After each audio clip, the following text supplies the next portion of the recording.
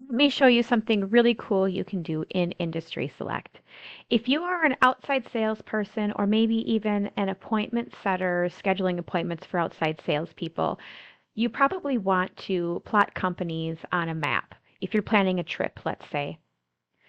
So I'm going to show you the way that I like to do this. There's two different ways you can do it in IndustrySelect.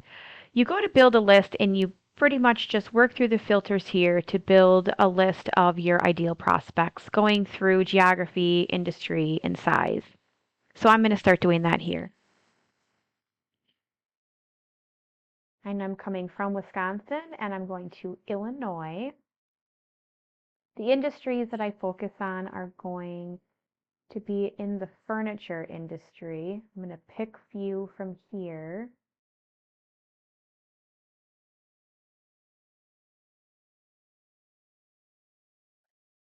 I target companies that have 15 or more employees.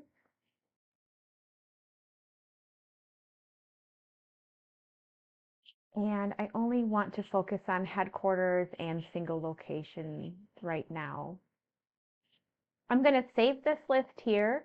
When you save these lists, it saves your criteria and then you can always come back and work out of it.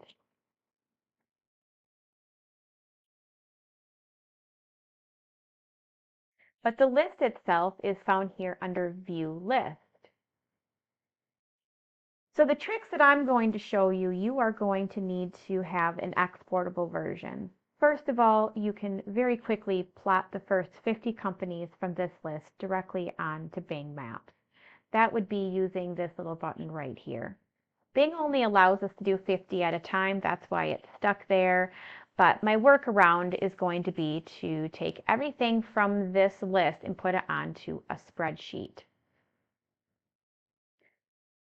So I'm going to work through these steps here on the spreadsheet export. I'm going to sort it by company. I like to include my SIC codes and the estimated values, and then I'll export the list.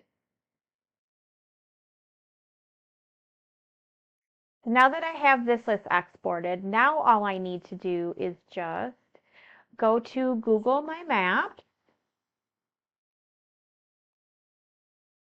and then create a new map. Once you start this, you are going to need to import that list that you just exported from IndustrySelect.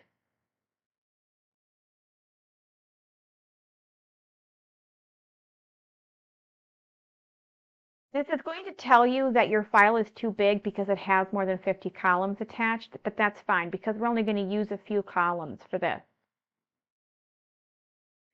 So the first question it's going to ask you is how you wanted to place those place marks on the map. So it needs an address.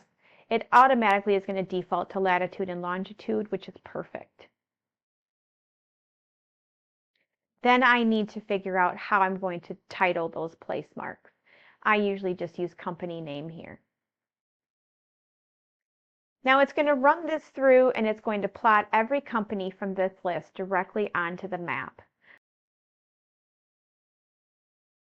So that is how you plot companies onto Google My Maps from IndustrySelect.